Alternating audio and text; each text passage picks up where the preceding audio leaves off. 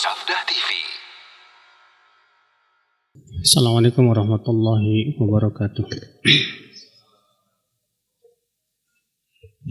Innal hamdalillah nahmaduhu wa nasta'inuhu wa nastaghfiruh wa na'udzu billahi min shururi anfusina wa min sayyiati a'malina man yahdihillahu fala mudilla lahu wa man yudlil fala hadiya lahu wa asyhadu an la ilaha illallah wahdahu la syarika lahu wa asyhadu anna Muhammadan abduhu wa rasuluh. Qala Allah Ta'ala fi kitabihil karim, ya ayyuhalladzina amanu taqullaha haqqa tuqatih wa la tamutunna illa wa antum muslimun, amma ba'd. Ayol ikhwah, kita pada daurah yang ke-20 ini membahas kitab yang dibahas di grup Al-Fawaid, itu Kitabus Syariah. Kitabus Syariah ini 3 jilid, Pak.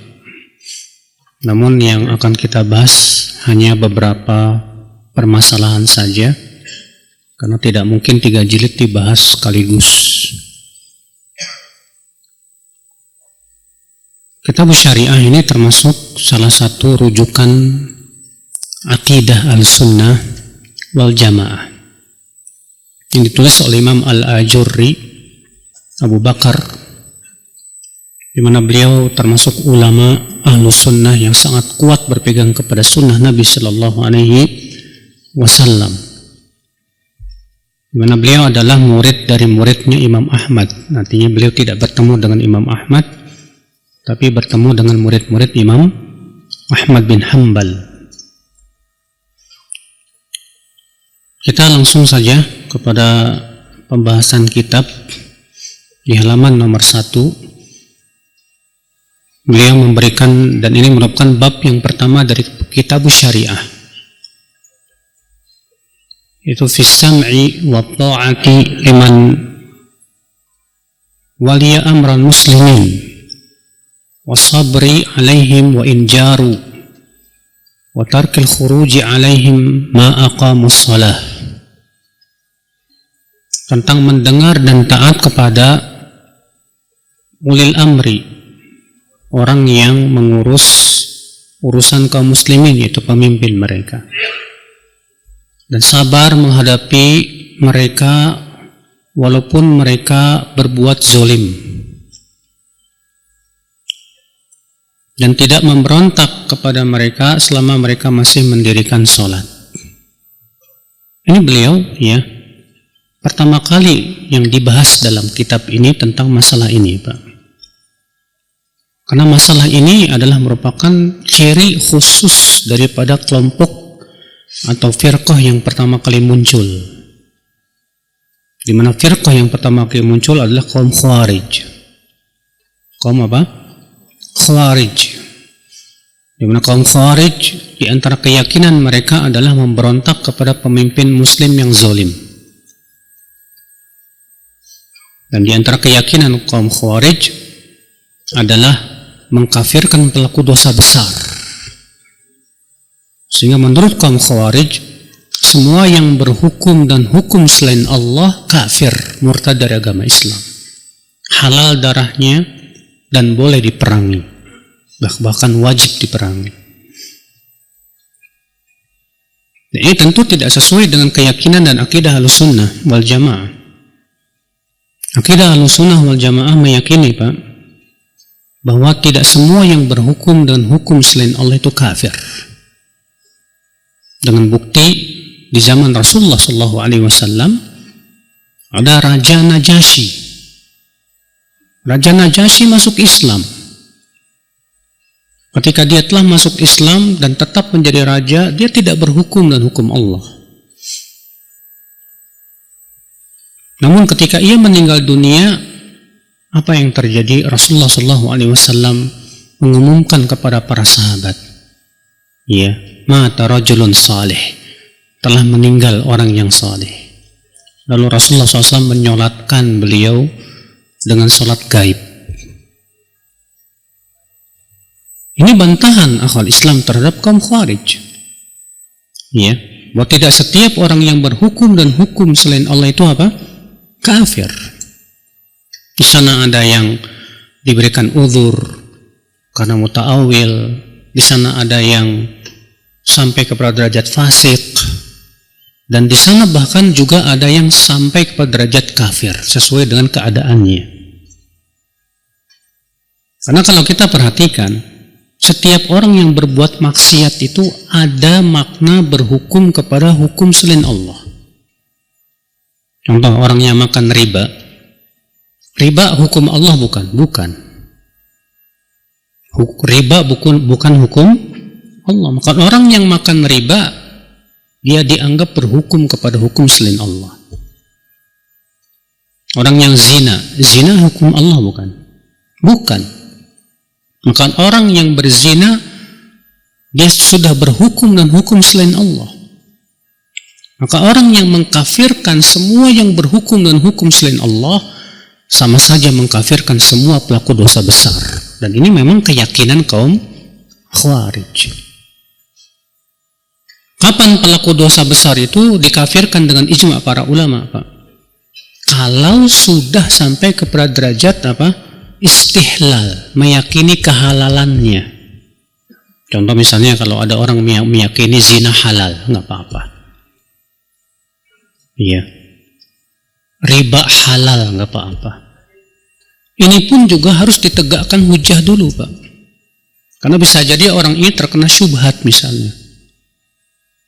Ya, para ulama misalnya, Pak, seluruh ulama sepakat, Pak, bahwa orang yang meyakini bahwa sholat 5 waktu itu tidak wajib, murtad dari agama Islam.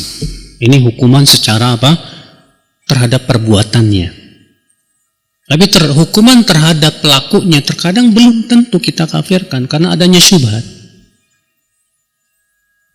Ya, karena sebagian orang, contoh misalnya di Indonesia ini, Pak, sebagian orang N11 punya keyakinan sholat 5 waktu nggak wajib karena katanya ini masih periode Mekah, belum periode Madinah katanya. Jilbab nggak wajib katanya. Kenapa? Karena ini masih periode Mekah, belum periode Madinah katanya. Itu diantara keyakinan sebagian orang 11. Tapi karena adanya syubhat ini kita belum berani mengkafirkan. Nah, ini akal Islam, saudaraku sekalian. Nah, di antara keyakinan Khawarij adalah boleh memberontak kepada pemimpin Muslim yang sah. Ini keyakinan kaum Khawarij.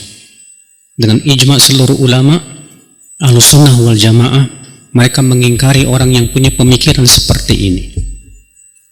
Dahulu ya, ada seorang ulama yang bernama Al-Hasan bin Saleh bin Hayy, seorang alim, Masya Allah, luar biasa, seorang ahli hadis.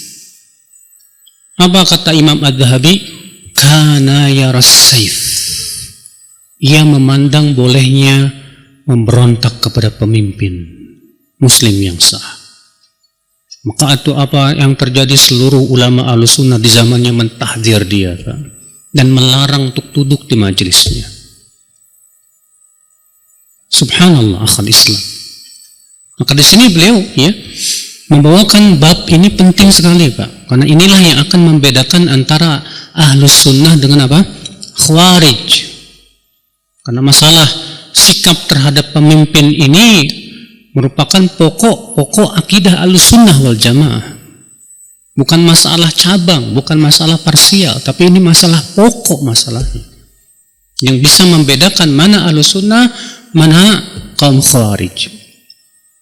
Kemudian beliau membawakan hadis dari Ummu Salamah, semoga Allah meridainya, bahwa Rasulullah SAW bersabda, yakunu alaikum umara ta'rifuna wa tunkirun, faman arafa bari wa man kariha salim, walakin man radhiya wa taba'. Qalu afala nuqatiluhum? Qal la ma sallau. Akan ada pada kalian pemimpin-pemimpin yang kalian mengenal dan kalian mengingkari. Dan siapa yang mengenal dan dia berlepas diri dari keburukannya, maka ia telah selamat. Dan siapa yang membenci perbuatan kezalimannya, maka juga ia selamat.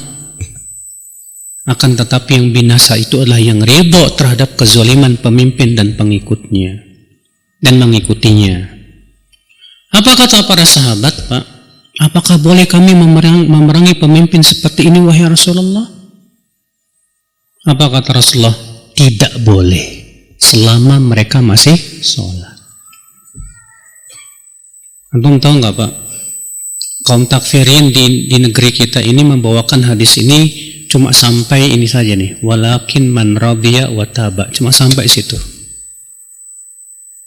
Karena hadis ini kalau kita perhatikan awalnya seakan-akan mendukung pemikiran mereka, Pak. Iya kan? Kalau kata Rasulullah, siapa yang mengenal dan dia berlepas diri dari keburukannya, maka ia telah selamat. Siapa yang membenci perbuatan kezalimannya, maka ia juga selamat. Tapi yang binasa itu adalah orang yang ridho terhadap kezaliman pemimpin dan mengikutinya. Nah, ini hadis dijadikan untuk menyerang kita yang menyuruh sabar terhadap pemimpin yang zalim. Padahal ini hadis tidak bertabrakan, Pak. Kewajiban kita sabar terhadap kezaliman pemimpin bukan berarti kita ridho terhadap kezalimannya. Tetap kita tidak boleh ridho, tetap kita harus benci kepada kezaliman. Tapi apa? Ini yang terpenting, yang terakhirnya ini. Pertanyaan para sahabat. Wahai Rasulullah, bolehkah kami memerangi pemimpin yang seperti itu? Yang tidak dibawakan sama mereka, Pak. Iya. Apa kata Rasulullah? La, tidak boleh. Masallau, selama mereka masih apa? Sholat. Batasannya cuma satu, Rasulullah hanya memberikan. Selama mereka masih sholat, titik. Masya Allah, akhwal Islam. Hadis ini menunjukkan, kita ambil faedah akan adanya pemimpin-pemimpin yang zolim, Pak. Yang mereka juga membuat undang-undang yang tidak sesuai syariat. Sebagaimana disebutkan dalam ayat yang lain, itu dalam ayat Muslim. Rasulullah bersabda, yakunu ba'di umara yahtaduna bi ghairi hadyi wa yastannuna bi ghairi sunnati. Akan ada nanti setelahku pemimpin-pemimpin yang mengambil hidayah, petunjuk selain petunjukku, dan mengambil sunnah selain sunnahku. Coba bayangkan, kalau orang mengambil petunjuk selain petunjuk Rasulullah, petunjuk siapa, Pak? Petunjuk siapa? Pasti undang-undang buatan manusia. Kalau orang mengambil sunnah selain sunnah Rasulullah, sunnah siapa? Pasti sunnah selain Rasulullah itu buatan manusia. Berarti di sini Rasulullah tegas menunjukkan akan adanya pemimpin yang tidak berhukum dengan hukum Islam. Kemudian setelahnya Rasulullah bersabda lebih berat lagi, Pak. Wa sayakunu fihim rijalun qulubuhum qulubus syayatin fi juthmanil ins. Bahkan akan ada nanti pemimpin yang hatinya hati setan berbadan manusia. Ini. Ketika Rasulullah mengabarkan hadis ini, Pak, apa kata para sahabat? Ini pertanyaan penting. Kata para sahabat, "Famadza ta'muruna ya Rasulullah?" Apa yang kau perintahkan kepada kami, ya Rasulullah, kalau kami menemukan pemimpin seperti itu? Dengarkan jawabannya, Pak. Dan ini jawaban enggak sesuai dengan yang kita inginkan. Berat. Isma' wa ati' wa in dhuriba dhahruk wa ukhidha ma'luk. Tetap dengarkan dan taat. Tentunya dalam perkara yang ma'ruf, ya, bukan dalam perkara maksiat. Walaupun hartamu diambil dan badanmu dipukul. Waduh, berat. Tapi kaum takfiri gak ridho dengan lafaz ini, Pak. Mereka berusaha mencari cara untuk memdoifkannya. Memang kebiasaan ahli bidah begitu. Padahal itu ada dalam Sahih Muslim.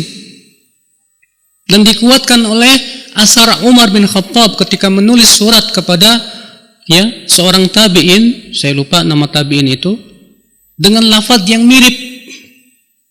Isma' wa ati' wa in dhuriba dhahruk wa ukhidha ma'luk, kata Umar. Dan itu yang diamalkan oleh para ulama. Imam Ahmad disiksa 2 tahun lamanya. Di zaman siapa? Zaman Al-Ma'mun. Kemudian Al-Mu'tasim Billah.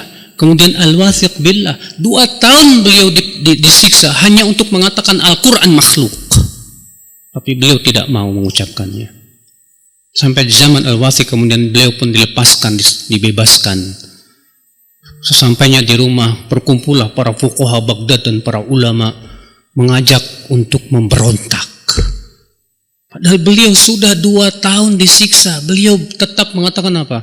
La tanzi'unna yadan min ta'ah. Jangan sekali-kali kalian memberontak. Ad-dima, pelihara darah kaum muslimin. Jangan sampai gara-gara kalian darah kaum muslimin terkucur. Ajib ya.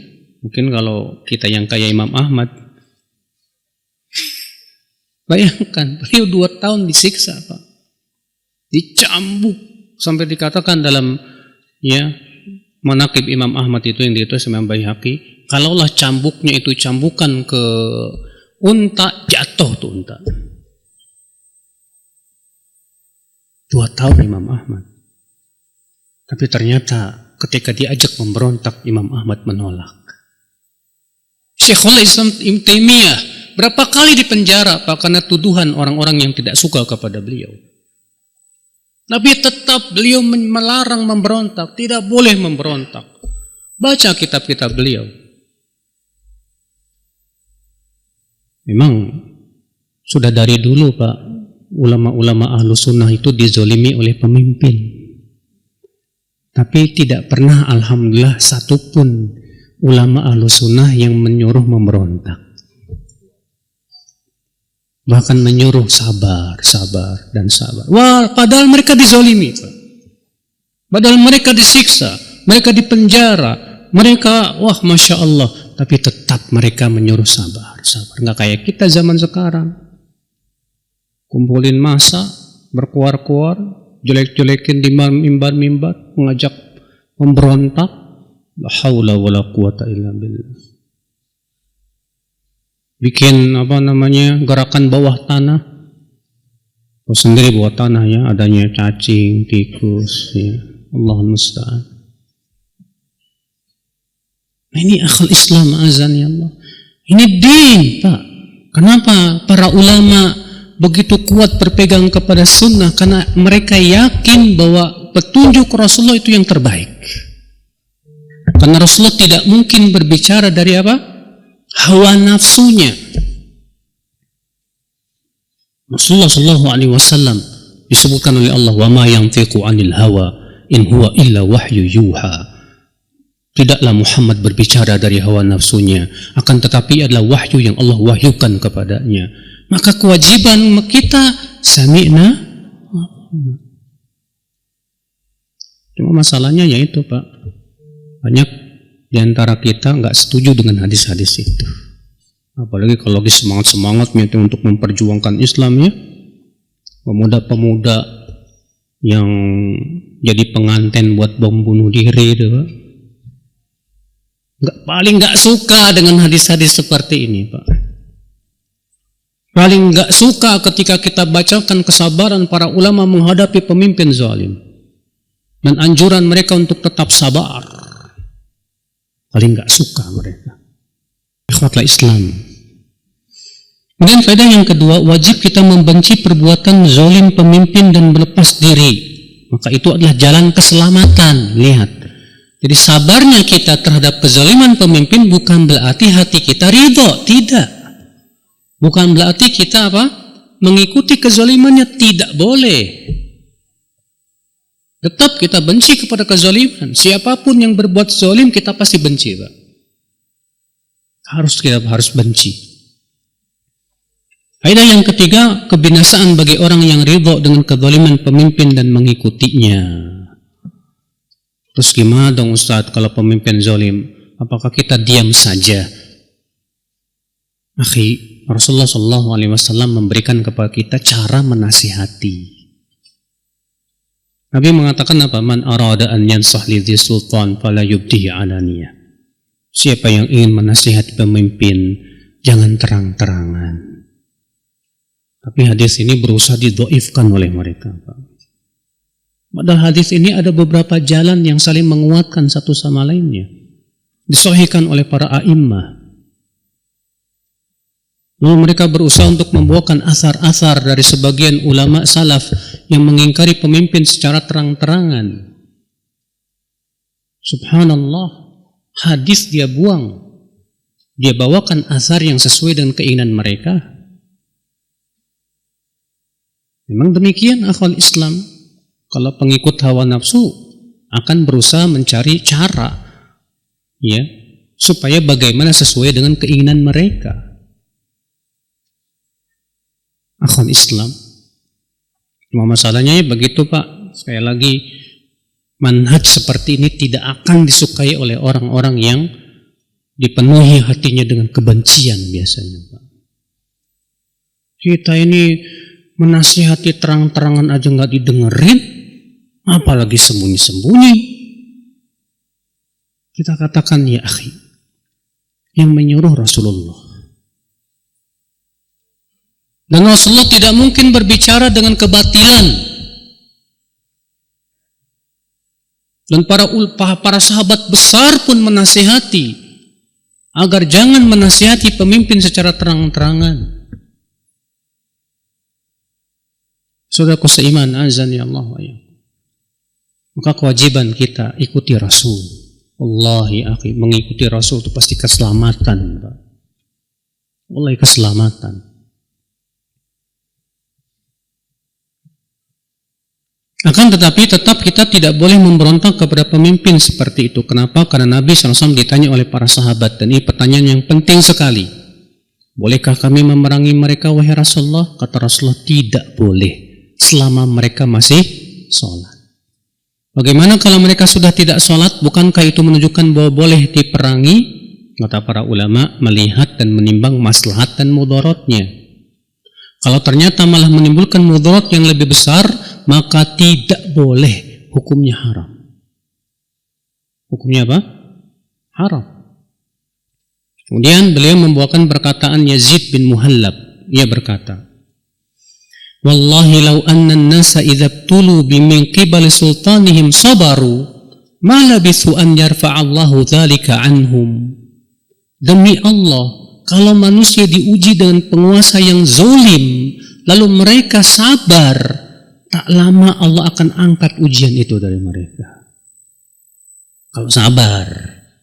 Kalau enggak sabar, ya Allah tidak akan angkat. Bukankah Allah berfirman, Innallaha ma'as sabirin. Sesungguhnya Allah bersama orang yang sabar. Wallahu yuhibbus sabirin. Allah mencintai orang yang sabar. Saya pernah Pak, pas kajian tentang wajibnya sabar menghadapi pemimpin zalim, setelah kajian tiba-tiba ada preman berdiri Pak, rambutnya panjang. Sampai kapan kita sabar? Kesabaran kan ada batasnya. Masya Allah. Ini ngomongnya pakai semangat ini Pak. Lalu saya sampaikan hadis. Nabi mengatakan, Inna satakunu asarah. Nanti akan muncul pemimpin-pemimpin yang asarah, yang lebih mementingkan dirinya daripada rakyatnya. Apa kata Rasulullah? Fasbiru, sabarlah. Sampai kapan hai Rasulullah sabar? Hatta talqauni al-haud. Sampai berjumpa denganku di telaga haud. Sabarnya sampai sono Pak.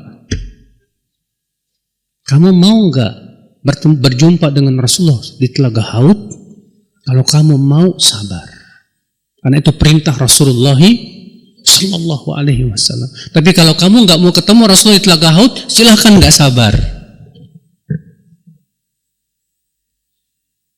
Subhanallah akhal Islam. Kata beliau, وَذَلِكَ أَنَّهُمْ يَفْزَعُونَ إِلَى السَّيْفِ فَيُوكَلُ إِلَيْهِ. Akan tetapi mereka malah menggunakan pedang, yaitu memberontak.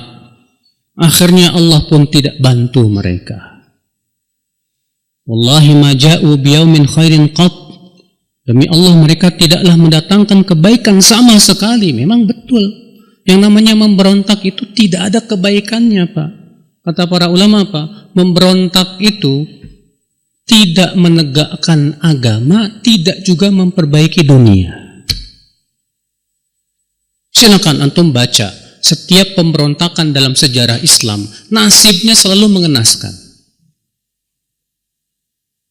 Di zaman siapa? Abdul Malik bin Marwan. Ketika terjadi pemberontakan kaum di Irak gitu, Pak. Sampai kemudian Abdul Malik bin Marwan pun mengirimkan pasukan yang dipimpin oleh panglima perang yang sangat kejam yang bernama Hajjaj bin Yusuf. Dan terjadi perang dahsyat yang hampir kalah Hajjaj bin Yusuf dan pasukannya. Tapi Hajjaj bin Yusuf orangnya cerdas. Dia menggunakan taktik yang berakibat akhirnya hancur para pemberontak. Dan apa yang terjadi, Pak? Disebutkan 120.000 orang dibunuh oleh Hajjaj secara pelan-pelan. Dan banyak ulama yang dibunuh seperti Sa'id bin Jubair. Bahkan yang tidak memberontak, bahkan mengingkari pemberontakan pun tertuduh seperti Al-Hasan Basri. Al-Hasan Al-Basri jadi buronan gara-gara tuduhan beliau ikut-ikutan memberontak. Padahal beliau yang mengingkari. Beliau ingkari untuk jangan memberontak. Tapi ikut tertuduh. Sampai berapa kali Al-Hasan mau dibunuh oleh Hajjaj bin Yusuf, tapi Allah selamatkan. Baca sejarah ya akhwan Islam. Lihat kejadian-kejadian di zaman sekarang deh, jangan jauh-jauh. Ketika di Aljazair di tahun-tahun 80-an, ketika pas partai Islam menang mutlak 80%, Pak.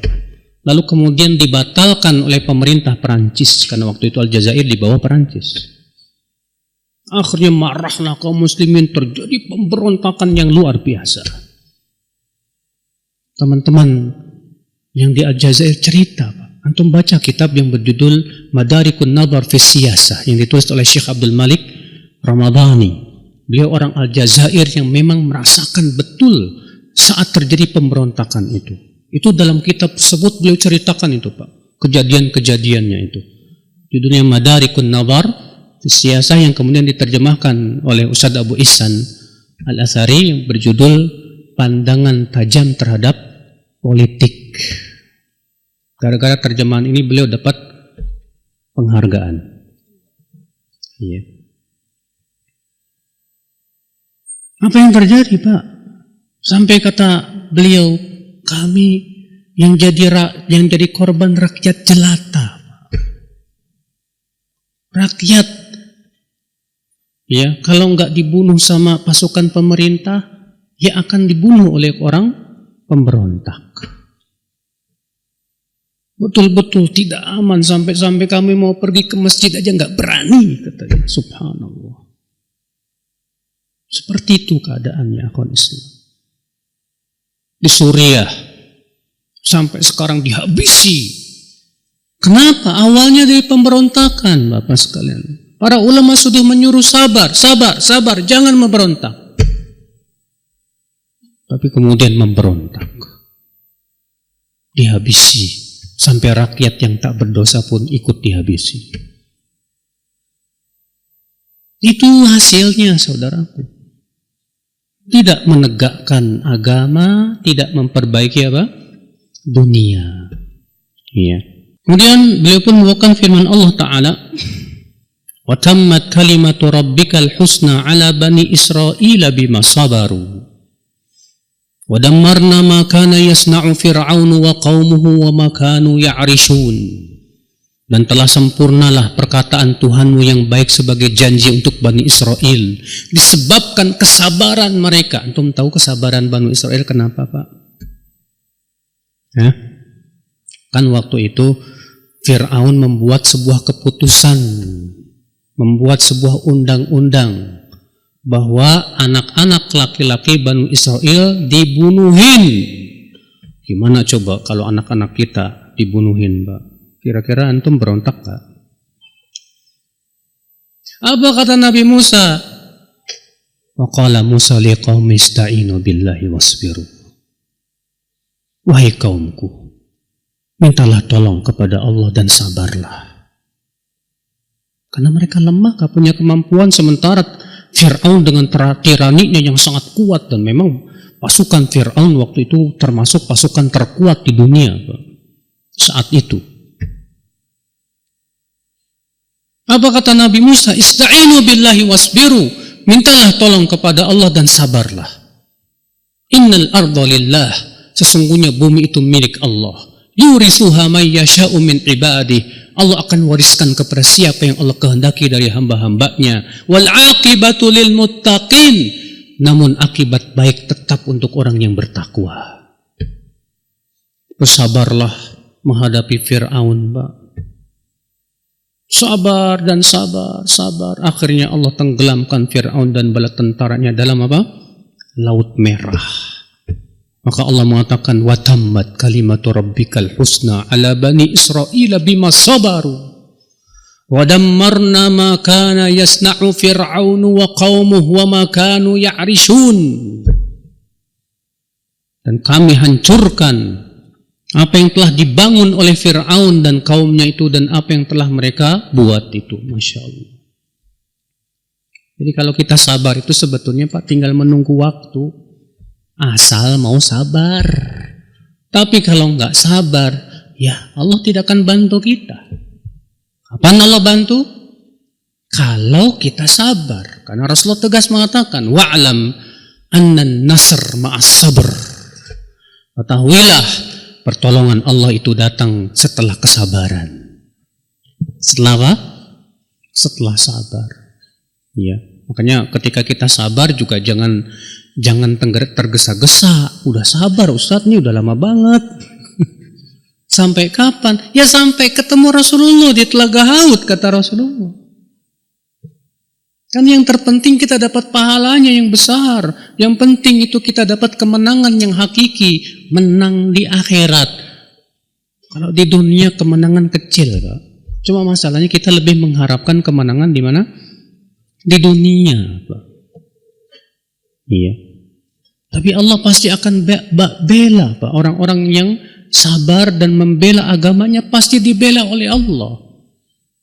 Allah berfirman, ya ayyuhalladzina amanu in tansurullah yansurkum wa yutsabbit aqdamakum. Hai orang-orang yang beriman, jika kalian terus membela agama Allah, Allah terus akan bela kalian.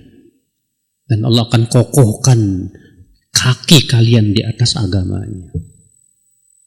Makanya kita, Pak, sabar terus di atas sunnah. Sabar terus di atas apa? Mempelajari agama ini. Terus kita belajar. Antum disebut radikal, kayak disebut apa embrio teroris, kayak jangan kita dengarkan. Jalan terus. Membela agama yang terbesar adalah dengan cara mempelajarinya, Pak. Bukan turun di jalan-jalan, bukan. Tapi dengan duduk di majlis taklim, pelajari tafsir, pelajari hadis, pelajari din, berarti kita sedang membela agama Allah. Itu pembelaan yang terbesar, sudah. Sebab mereka ingin berusaha menghancurkan Islam dengan cara menghancurkan Islam dari dalam.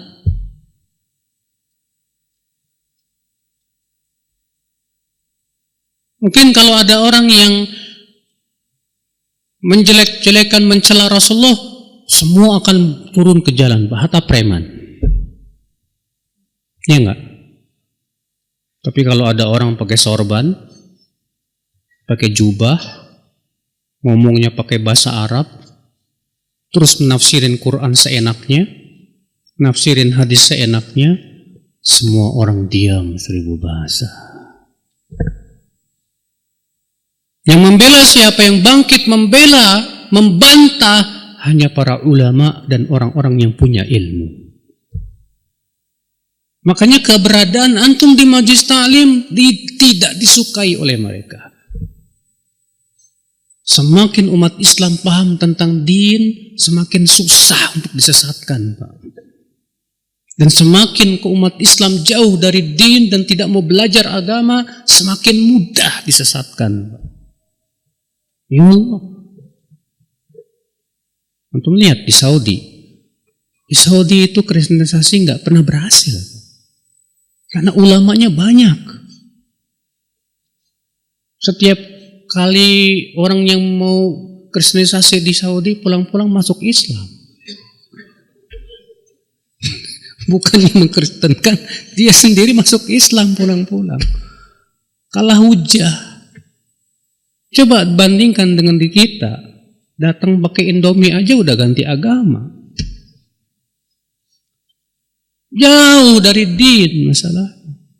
Lemah keimanan. Nah ini akhwal Islam, azani Allah wa iyyakum. Kita lanjutkan ya akhwal Islam. Kemudian beliau melakukan hadis Ubadah bin Al-Walid dari ayahnya, dari kakeknya yaitu Ubadah bin As-Samit. Ia berkata, bay'na Rasulullah sallallahu alaihi wasallam 'ala as-sam'i wat-ta'ati fil yusri wal usri wal mansyati wal makrah wa alla nunazi'al amra ahlah wa an naquma aw naqula bil haqqi haitsu ma kunna la nakhafu fillahi laumata laim. Kami telah membaiat Rasulullah sallallahu alaihi wasallam untuk mendengar dan taat kepada pemimpin. Ya. Baik dalam keadaan mudah maupun susah. Kalau naatin pemimpin dalam keadaan mudah semua orang bisa, Pak. Yang susah itu kalau menaati pemimpin dalam keadaan apa? Susah. Dan dalam keadaan semangat maupun tidak. Dan kami tidak diperbolehkan untuk memberontak kepada pemimpin yang sah, dan agar kami berkata dan mengucapkan kebenaran di mana saja kami berada, dan kami tidak boleh takut celaan orang-orang yang mencela di jalan Allah. Masya Allah. Ya. Banyak di antara kita kan mau mengucapkan kebenaran takut. Entah itu takut dibully, entah itu takut macam-macam, Pak. Ya. Maka para ulama wajib menyampaikan kebenaran walaupun konsekuensinya mereka harus dicaci maki, walaupun mereka konsekuensinya harus dibully, walaupun harus dibunuh karakternya dan yang lainnya, enggak masalah. Karena para ulama punya kewajiban untuk menyampaikan din. Iya. Kalau ulama semua diam, tidak mau menyampaikan kebenaran, bagaimana orang akan tahu mana yang hak, mana yang batil, Pak? Iya. Hadis ini menunjukkan bahwa Ubadah bin As-Samit dan para sahabat telah membaiat Rasulullah SAW untuk mendengar dan taat dalam keadaan apapun juga. Kecuali tentunya apabila diperintahkan kepada maksiat, dan itu tidak mungkin dilakukan oleh Nabi SAW. Karena Rasulullah sabda apa? La ta'ata li makhlukin fi maksiatil khaliq. Tidak boleh menaati makhluk untuk memaksiati siapa? Allah. Maka kalau kita diperintahkan kepada maksiat, tidak boleh taat, tidak boleh. Haram. Iya. Dan agar kami tidak memberontak kepada pemimpin yang sah, dan ini merupakan keyakinan Ahlus Sunnah wal Jamaah, dan agar kami berkata kebenaran di mana saja berada dan tidak takut dengan cercaan orang yang mencerca. Kan untuk menyampaikan kebenaran membutuhkan keberanian dan tidak takut untuk dibuli oleh manusia. Kemudian beliau membawakan hadis Abu Umamah Al-Bahili. Ada kurang nih, Abu Umamah ya. Rasulullah SAW bersabda, Isma'u lahum wa ati'u fi usrikum wa yusrikum wa mansyatikum wa makrahikum wa atharatin alaikum wa la tunazi'ul amra ahlah wa in kana lakum. Dengarkan para pemimpin itu.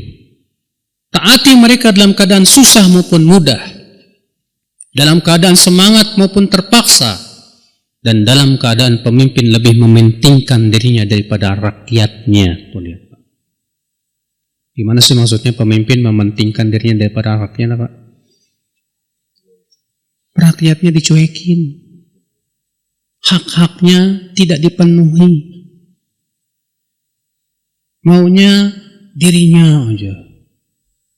Dia sibuk memperkaya diri, rakyatnya pada melarat. Itu maksudnya, Pak. Tentu pernah terjadi dalam dunia Islam, Pak. Iya. Ini berat banget nih, Pak ya. Kalau bacain hadis ini kayaknya gimana gitu. Ya, tapi gimana lagi ini hadis masalahnya, perintah Rasul. Dan jangan kalian memberontak walaupun itu adalah merupakan keuntungan buat kalian. Tuh lihat. Jangan memberontak walaupun itu keuntungan buat apa? Kalian. Di sini Nabi SAW juga memerintahkan untuk sabar menghadapi pemimpin yang demikian. Lalu beliau membawakan asar Umar bin Khattab. Umar bin Khattab berkata kepada Suwaid bin Ghafalah. Apa kata Umar? La'allaka an tukhallafa ba'di. Barangkali kamu akan hidup setelahku nanti. Fa'ati'il imam. Wa in kana 'abdan habasyian. Wa in darabaka fasbir. Wa in haramaka fasbir. Wa in da'aka ila amrin munqismatin fi dunyaka faqul sam'an wa ta'atan dami duna dini. Taatilah imam, itu pemimpin kamu. Walaupun ia adalah hamba sahaya dari Ethiopia. Lihat tuh Pak. Perhatikan kata-kata ini Mas. Iya. Apa kata beliau? Walaupun itu pemimpin kalian hamba sahaya apa? Ethiopia. Ini memberikan kepada kita sebuah faedah Pak. Artinya kalaupun pemimpin itu jadi pemimpin dengan cara yang tidak sesuai syariat. Karena Pak, seluruh ulama sepakat syarat pemimpin itu harus merdeka. Harus apa? Tapi ternyata kata Umar, dan itu juga dalam hadis Al-Irbad bin Sariyah, walaupun pemimpin kamu itu hamba sahaya Ethiopia, gak mungkin hamba sahaya jadi pemimpin kecuali pasti jalannya, caranya gak sesuai dengan syariat. Pasti itu. Iya. Kita lanjutkan saudaraku. Jika ia memukul kamu, sabar. Waduh. Kalau dia mukul kamu, sabar. Jika ia menghalangi kamu dari keuntungan dunia, sabar. Allahu Akbar. Jika ia menyuruh kamu kepada perkara yang mengurangi dunia kamu, katakan, aku mendengar dan taat, darahku adalah untuk agamaku. Subhanallah. Iya.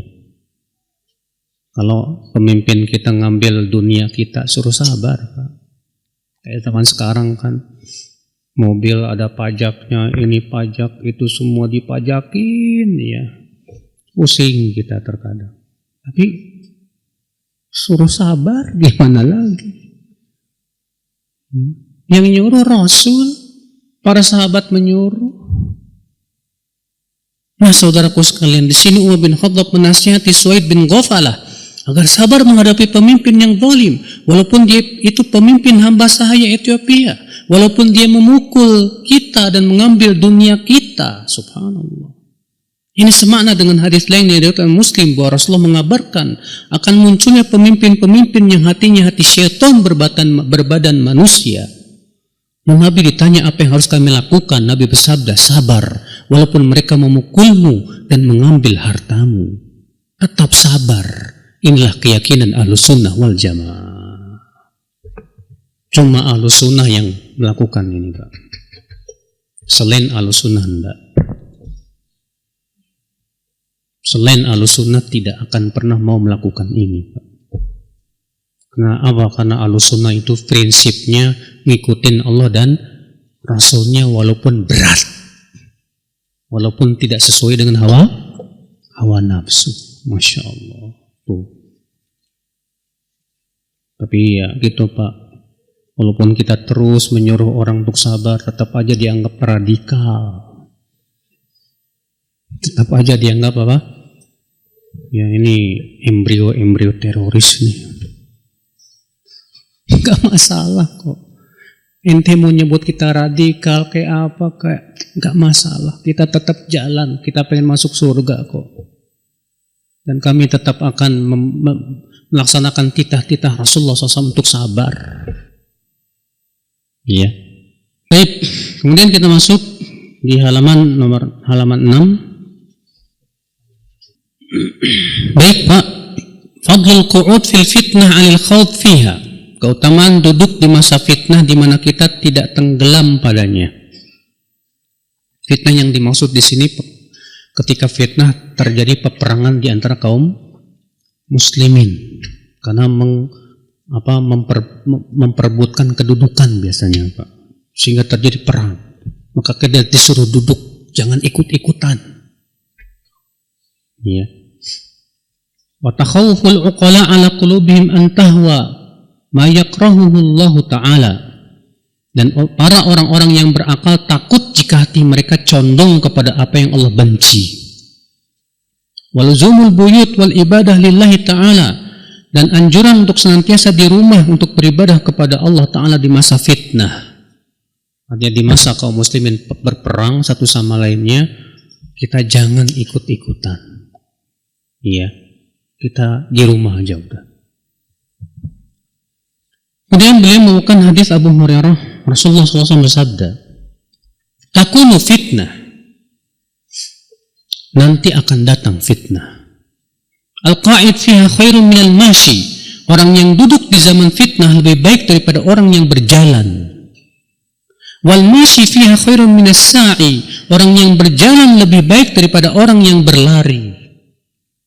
Man yastashrifu laha tustashraf lahu, siapa yang menengok kepada fitnah, maka fitnah akan menariknya. Wa man wajada minha malja'an aw ma'adan falya'udh bih, dan siapa yang mendapatkan tempat berlindung dari fitnah, hendaklah ia melindungi diri dengannya. Hadis ini menunjukkan akan munculnya fitnah yang amat berat, Pak. Di mana Nabi SAW mengatakan orang yang duduk lebih baik daripada orang yang berjalan. Maksudnya apa sih? Syekh bin Baz berkata, menjelaskan. Kata beliau adalah fitnah yang syubhat itu benar-benar kuat, di mana manusia padanya tidak mampu membedakan yang hak dan yang batil, dan kebenaran juga tidak jelas disebabkan oleh masuknya orang-orang yang bodoh yang ikut berbicara dalam agama, dan tidak adanya basirah atau ilmu yang dalam, sehingga fitnah ini menjadi bahaya bagi kaum muslimin karena orang-orang tidak amanah, tidak cakap, berani masuk dalam perkara yang ia bukan bidangnya. Demikian pula orang-orang yang tidak punya ilmu tentang kebenaran, berani berbicara tentang kebenaran padahal tanpa ilmu. Iya. Sehingga apa yang terjadi, Pak? Akhirnya menjadi samarlah kebenaran itu. Maka saat itulah orang yang duduk, maksudnya dia tidak ikut serta dalam fitnah itu, lebih baik daripada orang yang berdiri. Orang yang berdiri lebih baik daripada orang yang berjalan. Orang yang berjalan lebih baik daripada orang yang berlari. Maksudnya dalam fitnah itu. Artinya jangan sampai kita kecebur dalam apa? Fitnah. Ketika kita melihat ada orang yang berani berbicara dalam agama dengan tanpa ilmu, jangan ikut-ikutan. Mendingan diam aja. Kalau kita nggak punya ilmunya, diam aja deh, Pak. Jangan ikut-ikutan apa? Ngomong tanpa ilmu. Ya. Bahkan orang yang menengok kepada fitnah saja, fitnah pun akan berusaha menarik dia karena saking kuatnya syubhat. Ya. Maka pada waktu itu kalau kita mendapatkan tempat berlindung untuk tidak masuk dalam kancah fitnah itu, lebih baik kita tinggalkan, dan kita lebih banyak memikirkan diri sendiri saja, memperbaiki diri kita sendiri. Ini, Pak, kadang kita kan suka senang nengok fitnah dengan membuka situs-situs yang abu-abu, ya, lalu beralasan apa? Ambil baiknya, buang buruknya. Apa-apalah nuntut ilmu sama siapa aja, ambil baiknya, buang buruknya. Kita tengok fitnah-fitnah yang banyak, akhirnya fitnah masuk ke dalam hati kita. Apa yang terjadi ketika fitnah masuk ke dalam hati kita? Disitulah mulai, Pak, melihat kebenaran jadi samar. Jadi apa? Jadi samar. Maka jangan kita tengok, Pak. Ya, yang telah kita ketahui berdasarkan Al-Quran, hadis dan pemahaman salafus saleh, itu yang kita ambil. Adapun fitnah-fitnah, syubhat-syubhat, jangan ditengok, jangan. Imam Ahmad aja, Imam Ahmad loh, dan sudah pernah saya sampaikan di sini juga. Imam Ahmad hafal 1 juta hadis. Tapi kalau melewati majelis Mu'tazilah, beliau tutup telinganya, Pak. Dan menyuruh anaknya untuk menutup telinganya dan berkata, hai anakku, hati kita lemah dan syubhat itu menyambar-nyambar. Sementara kita 40 hadis aja kagak apa, tapi telinga dibuka ke sana kemari. La haula wala quwata illa billah. Makanya enggak aneh, Pak. Kita lihat tadi ada orang yang tadinya istiqomah terkena syubhat. Terhempas dia dalam pemikiran-pemikiran yang menyimpang. Ikhwatul Islam, azani Allah wa iyyakum. Maka dari itulah kewajiban kita melindungi diri kita. Di halaman 8 ya. Kalau kita bisa mendapatkan tempat berlindung dengan cara hanya duduk di majlis-majlis ta'lim yang diaksuh oleh para asatidzah yang kuat keilmuannya, itu sudah cukup. Jangan kemudian hati kita terkadang ada yang hatinya ingin tahu, akhirnya membuka situs yang abu-abu, akhirnya ia pun terkena fitnah dan syubhat, dan ini sangat berbahaya. Iya. Lalu beliau membawakan hadis dari Abu Kabsyah, ia berkata, aku mendengar Abu Musa berkata di atas mimbar Rasulullah sallallahu alaihi wasallam. Apa kata Rasulullah? Inna baina aydikum fitanan kaqita'il lailil mudlim. Yusbihu ar-rajul fiha mu'minan wa yumsi kafira. Wa yumsi mu'minan wa yusbihu kafira. Al-qa'idu fiha khairun min al-qa'im wal qa'imu fiha khairun min al-mashi. والماشي فيها خير من الساعي قالوا فما تأمرنا قال كونوا أحلاس بيوتكم. Sesungguhnya di depan kalian nanti akan ada fitnah bagaikan bagian malam yang gelap, kata Rasulullah. Di waktu pagi seorang masih mukmin, di waktu sore sudah kafir. Di waktu sore masih mukmin, di waktu pagi sudah kafir. Orang yang duduk di zaman tersebut lebih baik daripada yang berdiri. Yang berdiri lebih baik daripada yang berjalan. Yang berjalan lebih baik daripada yang berlari. Mereka berkata, apa yang kau perintahkan kepada kami, ya Rasulullah? Maka Rasul bersabda, jadilah kalian penduduk rumah kalian. Artinya, suruh banyak-banyak di mana? Di rumah. Masalahnya di rumah, tapi melanglang buana di internet gimana, Pak? Ya rumah sih rumah, tapi tetap aja masuk tenggelam dalam fitnah. Di sini Nabi SAW menyampaikan kepada kita tentang fitnah yang bagaikan malam yang gelap. Maksudnya apa, Pak? Itu seperti halnya di waktu malam kita sulit untuk melihat jalan, Pak. Yang namanya gelap malam, sulit kita melihat jalannya, tidak, Pak? Karena saking tersebarnya kebodohan dan banyaknya syubhat. Ya. Demikian pula saking banyaknya kebodohan dan sedikitnya ilmu dan banyaknya syubhat pemikiran, seseorang tidak bisa melihat kebenaran, di mana di zaman itu penuh dengan syubhat dan syahwat dan mementingkan kehidupan dunia. Dan Nabi mengabarkan bahwa di zaman itu seseorang mudah sekali mengganti agamanya, mudah sekali mengganti keimanannya. Di waktu pagi masih mukmin, di waktu sore dia kafir, di waktu sore dia mukmin, di waktu pagi dia kafir. Bahkan Al-Hasan Al-Basri, Pak, ketika menafsirkan hadis ini, di waktu pagi dia masih mukmin, di waktu sore dia masih apa? Kafir. Kata Al-Hasan Al-Basri, di waktu pagi dia masih meyakini keharamannya. Di waktu sore sudah menghalalkan. Saking beratnya syubhat di zaman tersebut. Mengerikan, ya akhwan Islam. Iya. Dalam satu riwayat yang lain disebutkan, yabi'u dinahu bi'arabin minad dunya. Dia menjual agamanya untuk sedikit kesenangan dunia.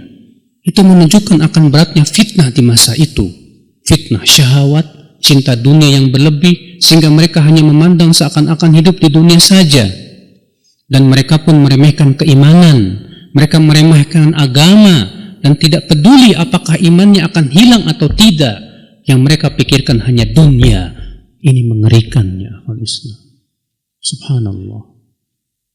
Tapi banyak orang tidak peduli dengan agamanya, Pak. Ya. Semoga kita dilindungi dari hal itu ya akhul Islam. Lalu Nabi SAW mengatakan bahwa orang yang duduk di masa itu lebih baik daripada yang berdiri. Yang berdiri lebih baik daripada yang berjalan, dan yang berjalan lebih baik daripada yang berlari. Maksudnya orang yang duduk dari fitnah dan ia tidak tenggelam dalam fitnah itu lebih baik. Apalagi daripada orang yang berdiri karena ingin melihat fitnah. Orang yang berdiri lebih baik daripada orang yang berjalan di masa fitnah dan menuju fitnah. Ya. Maka dari itu ini memberikan kepada kita bimbingan agar kita benar-benar menjaga diri dari fitnah. Jangan berani-berani kita masuk dalam kancah apa? Fitnah. Kewajiban kita adalah selamatkan diri. Selamatkan diri. Jangan berani-berani masuk syubhat pemikiran kita, Pak. Iya. Lalu para sahabat bertanya, apa yang kau perintahkan kepada kami ya Rasulullah? Kata Rasulullah, kunu ahlasa buyutikum. Selalulah kamu berada di rumah kamu, memperbaiki diri. Sebagaimana dalam hadis Abdullah bin Amr bin Al-As. Iya. Maksudnya kita berada di rumah itu untuk apa? Memperbaiki diri, menempa keimanan, ya, sambil terus kita memperdalam ilmu agama. Itu maksudnya. Nah ini saudaraku sekalian, subhanallah, kita mohon kepada Allah keselamatan dari fitnah. Dan kita sekarang wallahi ya akhi hidup di zaman penuh fitnah. Fitnah syahwat merajalela. Hati-hati yang punya handphone. Di handphone tuh fitnah syahwat mengerikan sekali. Buat menahan mata itu, ya Allah ya Rabbi. Iya. Semua kita mengakui pasti, semua kita mengakui bahwa handphone ini banyak di situ keburukan, juga banyak di sana apa? Kebaikan. Tapi terkadang hati kita lebih condong kepada keburukannya, Pak. Syahwat masalahnya. Syahwat itu kan enak. Ya enggak, Mas? Syahwat enak enggak, Mas? Iya. Coba deh. Kita aja tanda terkena fitnah aja, Pak. Baca Qur'annya dengan ngelihat HP-nya lebih banyak ngelihat HP-nya. Mending kalau ngelihat HP-nya untuk baca buku ataupun ngaji sama ustadz, ya. Nah ini enggak. Kita lihat status-status teman-teman pun di Facebook isinya cuma hahaha hihi. Enggak ada manfaatnya sama sekali. Iya. Saudaraku seiman azani Allah wa iyyakum. Ini akhi, selamatkan kita. Soalnya ini belum fitnah Dajjal, Pak. Fitnah Dajjal itu lebih berat, Pak. Syubhat Dajjal itu lebih berat, Pak. Wallah. Ada sebagian ulama, Dajjal itu di awal-awal dia akan memperlihatkan kesolehan, Pak. Akan memperlihatkan apa? Kesolehan. Sehingga banyak orang yang terfitnah. Lalu dia bisa menyuruh awan hujan-hujan. Menyuruh orang yang mati bangun-bangun. Zaman sekarang saja melihat orang pakai sorban terus gini-gini, Pak. Wah. Ya, lalu masukin ke botol. Puas. Wali ini. Banyak orang terfitnah, Pak. Wallah. Kenapa? Minim ilmu, Pak. Kalau kita sekarang masih terus kalah oleh syahwat, terus kalah oleh fitnah, bagaimana kita nanti kalau ketemu Dajjal? Jangan harap kita bisa selamat, saudaraku. Karena disebutkan dalam riwayat, orang yang ketemu Dajjal sebatas ngelihat aja udah langsung beriman. Saking beratnya fitnah Dajjal. Maka Allah ya akhal Islam, selamatkan diri kita. Selamatkan diri kita sekuat tenaga kita. Keluarkan seluruh kemampuan kita. Minta kepada Allah supaya Allah selamatkan diri kita dari fitnah. Iya. Kata Rasulullah, as-sa'id liman junnibal fitan. As-sa'id liman junnibal fitan. Innama as-sa'idu liman junnibal fitan fawaha waha. Orang yang bahagia itu yang dijauhkan dari fitnah. Sampai Rasulullah mengatakan 3 kali. Fawaha waha. Waha itu artinya wah, bagus, hebat banget orang itu. Makanya kalau kita ngomong wah, itu bahasa Arab. Ya, dari hadis tadi, fawaha waha artinya wah, hebat banget gitu. Orang yang diselamatkan oleh Allah dari fitnah itu jempol, Pak. Keselamatan yang hakiki itu selamat dari fitnah, Pak. Wallah. Iya. Setiap kita wajib memeriksa hati kita. Ini modal utama kita menuju kehidupan akhirat itu hati, Pak. Hati kita terkena fitnah, Pak. Fitnah berat masalahnya. Fitnah syahwat. Syahwat itu berhubungan dengan 3. Apa aja? Tahta, harta, wanita. Fitnah syahwat itu. Demikian pula mencari ketenaran, kemasyhuran, fitnah syahwat itu. Pokoknya yang berhubungan dengan dunia dan mengharapkan dunia, fitnah syahwat itu. Hati-hati, penuntut ilmu pun bisa terkena syahwat, Pak. Ya. Ustadz pun bisa terkena syahwat, Pak. Fitnah-fitnah itu. Jangan pernah sekali-kali kita merasa aman dari fitnah. Wallahi. Orang yang merasa aman dari fitnah hanya orang yang bodoh. Para ulama, para sahabat, para tabi'in saja takut kena fitnah. Takut kena fitnah. Muhammad bin Al-Munkadir mengatakan apa? Adraktu 30 sahabiyan. Aku bertemu dengan 30 sahabat Nabi sallallahu alaihi wasallam. Kulluhum yakhafuna an-nifaq ala anfusihim. Semua mereka mengkhawatirkan terkena penyakit munafik di hatinya. Ma minhum min ahadin yaqul inna imanahu ka imani Jibril ka imani Jibril. Tidak ada seorang pun di antara mereka yang mengatakan imanku seperti iman Jibril dan Mikail. Itu para sahabat, bayangkan.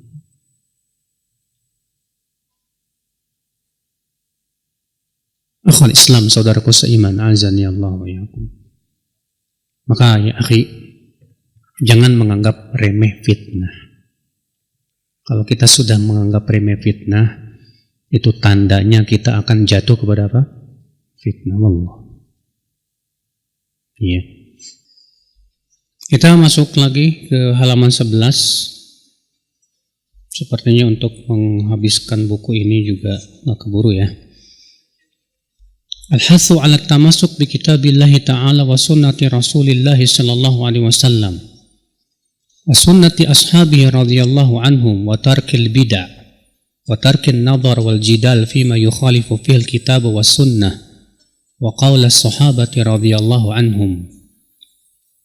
Anjuran untuk berpegang kepada kitabullah dan sunnah Rasulullah SAW dan sunnah para sahabat, dan meninggalkan kebid'ahan, meninggalkan berjidal yaitu berdebat dalam perkara yang menyelisih Al-Quran dan sunnah, dan tentang pendapat para sahabat atau menyelisihi pendapat para sahabat.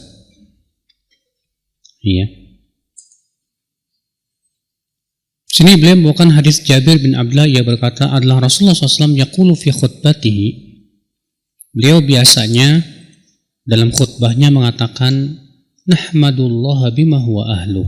Kami memuji Allah. Artinya Rasulullah itu biasanya kalau khutbah selalu memulai dengan pujian, Pak. Iya.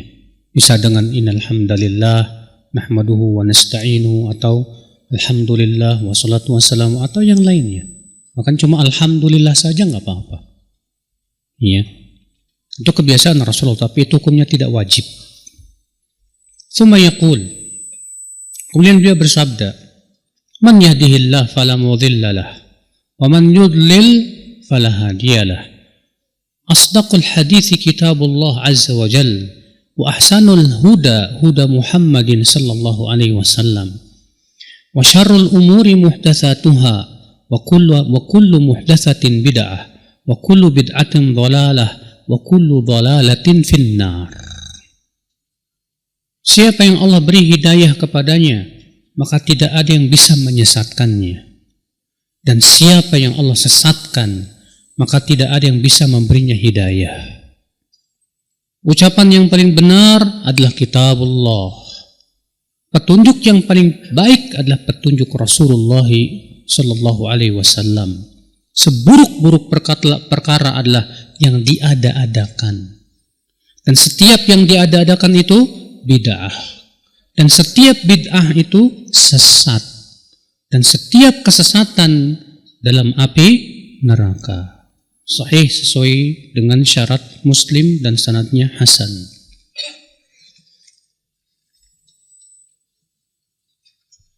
Hadis ini menunjukkan, Pak, yang pertama, disyariatkan memuji Allah sebelum ceramah atau berbicara. Ini kebiasaan Rasulullah SAW. Antum kalau rapat misalnya, atau ngobrol, hatta antum lagi ngopi nih, ya, buka obrolan kita dengan pujian Allah dulu. Itu sunnah, tapi tidak wajib sekali lagi ya. Yang kedua, di antara kebiasaan Rasulullah ketika berkhutbah adalah mengucapkan kata-kata ini. Innal hamdalillah nahmaduhu wa nasta'inuhu wa nastaghfiruh wa na'udzu billahi min syururi anfusina wa min sayyiati a'malina. Man yahdihillah fala mudilla lah wa man yudlil fala hadiyalah. Wa asyhadu an la ilaha illallah wahdahu la syarika lah wa asyhadu anna Muhammadan abduhu wa rasuluh. Itu kebiasaan Rasulullah begitu, Pak. Iya. Yang ketiga, hidayah dan kesesatan itu di tangan Allah. Siapa yang Allah berikan hidayah, tidak ada yang bisa menyesatkan. Dan siapa yang Allah sesatkan, maka tidak ada yang bisa memberinya hidayah. Dan tentunya Allah memberi hidayah itu sebagai karunia dan nikmat yang Allah berikan kepadanya. Dan Allah menyesatkan sebagai keadilan darinya akibat perbuatan si hamba. Ingat.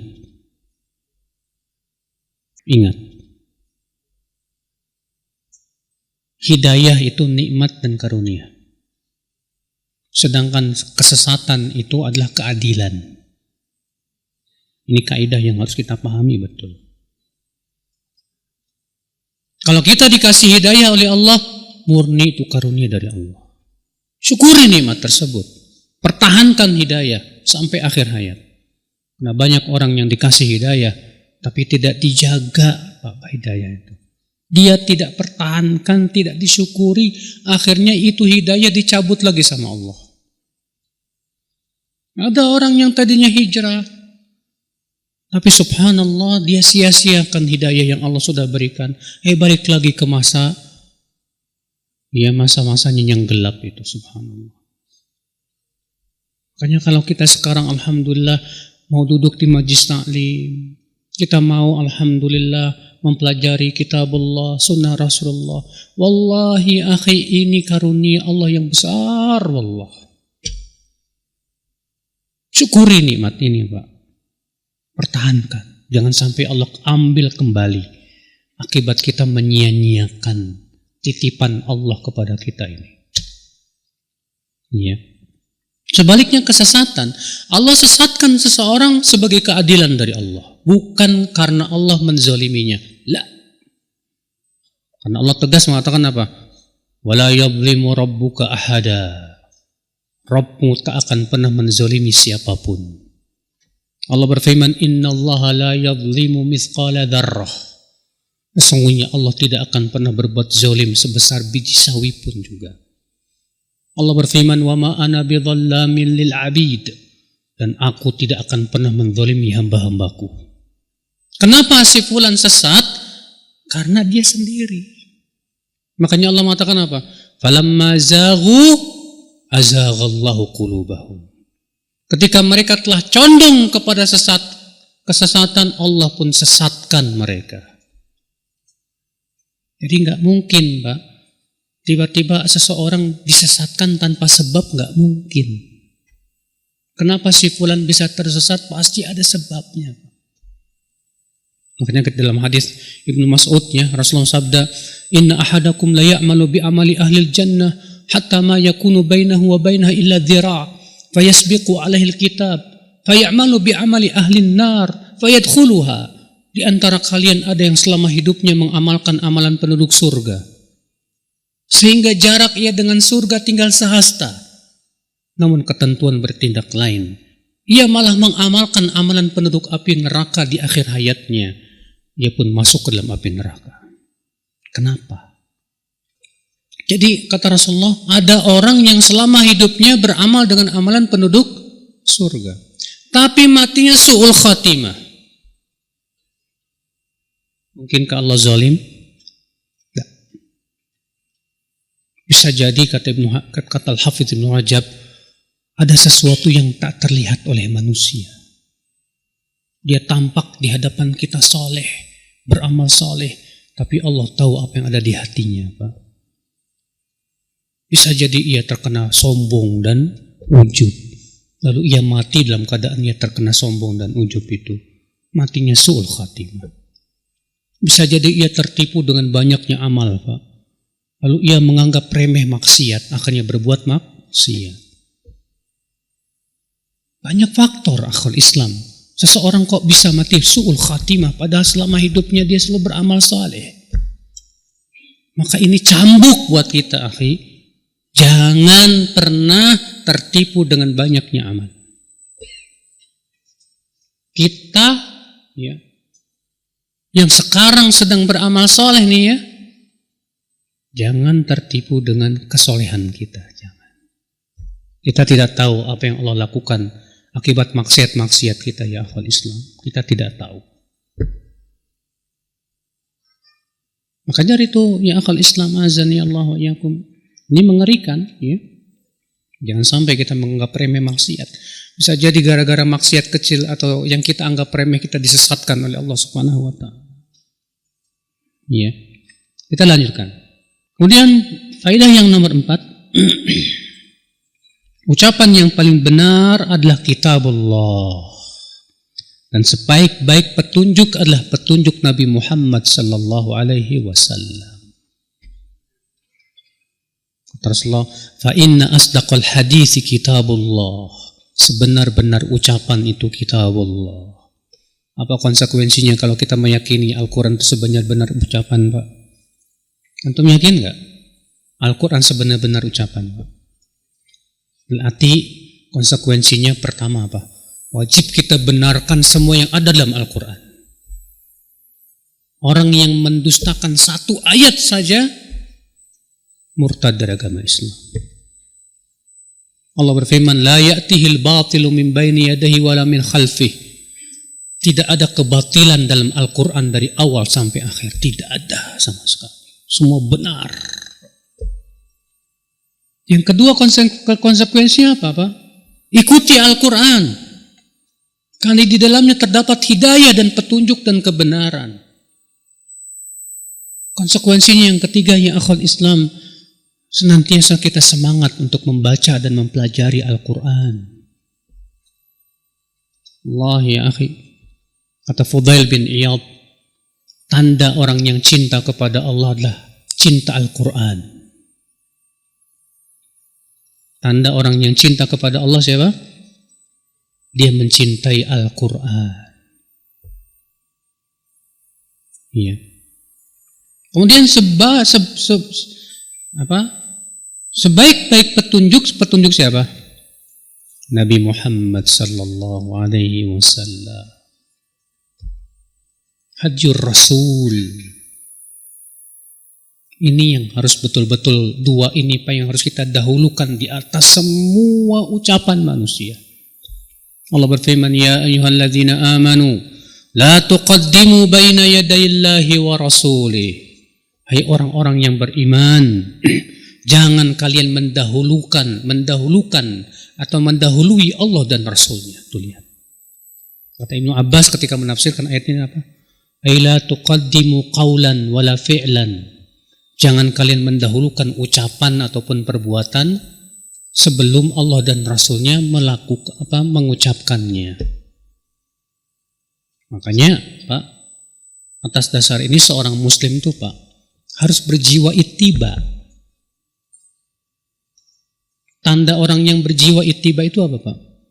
Nyari dalil dulu sebelum melakukan perbuatan. Kalau berjiwa hawa nafsu apa Pak? Melakukan dulu baru nyari-nyari dalil yang sesuai. Nah ini tanda pengikut hawa. Kalau pengikut Rasul enggak. Abdullah bin Mubarak, pernah mendengar Abdullah bin Mubarak? Seorang ulama di masanya tabi'ut tabi'in yang disebutkan oleh para ulama, jarang sekali ulama yang punya sifat-sifat Abdullah bin Mubarak Pak. Karena Abdullah bin Mubarak ini terkumpul semuanya pada beliau semua sifat kebaikan. Beliau seorang alim ulama. Beliau juga mujahid fisabilillah. Beliau juga donatur yang suka berinfak. Beliau menghajikan ratusan orang. Iya. Beliau juga orangnya subhanallah luar biasa. Kata Abdullah bin Mubarak pernah beliau tersesat di sebuah padang pasir. Lalu beliau berkata, aku mendengar orang-orang mengatakan, siapa yang tersesat di padang pasir hendaklah ia memanggil, wahai penghuni padang pasir, beri aku petunjuk jalan. Kata Abdullah bin Mubarak, aku tidak mau mengamalkan sampai aku periksa dulu. Ini benar enggak ini? Ada enggak hadisnya? Ini orang yang berjiwa ittiba, Pak. Ketika mendengar ucapan sesuatu langsung diperiksa dulu, ada enggak dalilnya?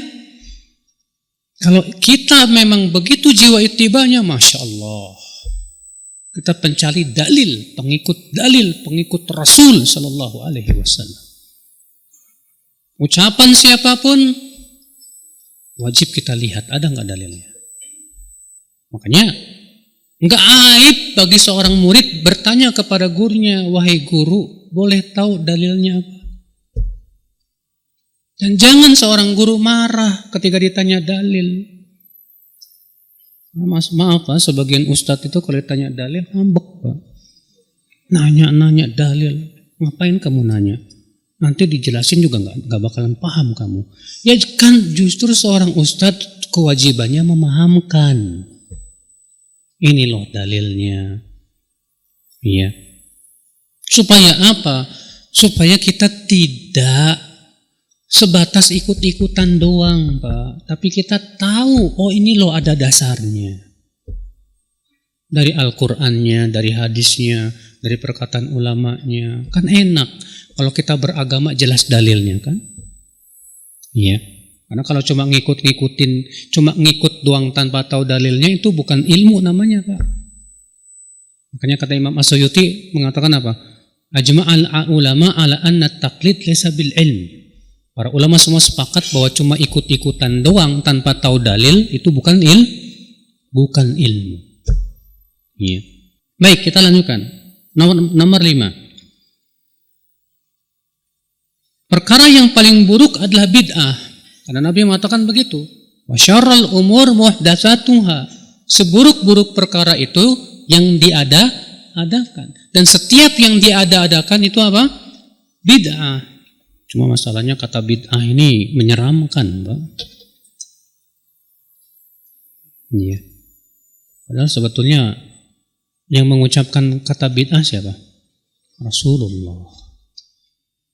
Para sahabat, para ulama juga. Iya. Maka dari itulah para ulama mengatakan bahwa bid'ah lebih buruk daripada maksiat. Ini perkataan Sufyan Ats-Tsauri. Ini secara umum, walaupun ada sebagian maksiat lebih buruk daripada sebagian bid'ah. Karena Nabi mengatakan seburuk-buruknya perkara adalah perkara yang diada-adakan. Maka kalau ditanya mana yang lebih buruk, bid'ah atau maksiat, jawab secara umum bid'ah lebih berat. Kenapa? Karena bid'ah itu mengubah-ubah aturan syariat.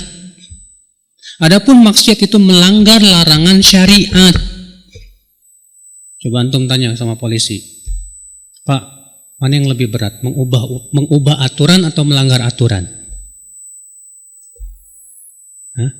Kalau misalnya ada orang pas lampu merah jalan dia, pas ditanya kenapa kamu jalan, saya punya aturan sendiri, Pak. Apa aturan kamu? Kalau merah jalan, kalau hijau berhenti. Ini gimana? Ini lebih berat, Pak, dibandingkan orang yang melanggar. Kamu kenapa? Iya, Pak, saya akui saya melanggar, Pak. Iya. Karena saya tergesa-gesa dan yang lainnya misalnya. Iya. Nah, orang yang berbuat bid'ah itu hakikatnya mengubah-ubah apa? Aturan syariat. Diubah-ubah sama dia, ditambah-tambah yang tidak pernah ditambah oleh Allah dan Rasulnya. Iya. Ini akal Islam, saudaraku sekalian. Nomor 6, setiap bid'ah itu sesat. Tidak ada bid'ah yang baik. Karena Nabi mengatakan kullu bid'atin dolalah. Setiap, apa sih makna kullu itu, Pak? Kalau saya bilang gini, setiap kalian keluar masjid, apa artinya? Semua. Tapi ya itulah, Pak. Mereka yang doyan bid'ah mengatakan kullu katanya tidak, artinya tidak semua. Lalu mereka berusaha mencari-cari dalil yang mendukung pendapatnya. Di antaranya ayat dalam Al-Quran, tudammiru kulla syai'in bi amri rabbiha. Angin menghancurkan segala sesuatu dengan perintah Rabb-nya. Padahal kata mereka yang hancur itu kan cuma manusia doang, bangunannya enggak. Berarti kullu itu tidak menunjukkan semua. Namun dibantah oleh para ulama bahwa kullu di sini semua. Kenapa? Karena Allah berfirman bi amri rabbiha, dengan perintah Rabb-nya. Sedangkan yang diperintahkan untuk dibinasakan hanya manusianya saja, tidak bangun-bangunannya. Cari lagi ayat, oh ada ayat. Ya. Yang menunjukkan kullu itu tidak semua katanya. Apa itu? Kisah Khidir ketika membolongi kapal. Apa kata Khidir? Ya. Kata Khidir, wa amma safinatu fakanat limasakina ya'maluna fil bahr. Kemudian kata Khidir apa? Wa kana wara'ahum malikun ya'khudhu kulla safinatin ghasba.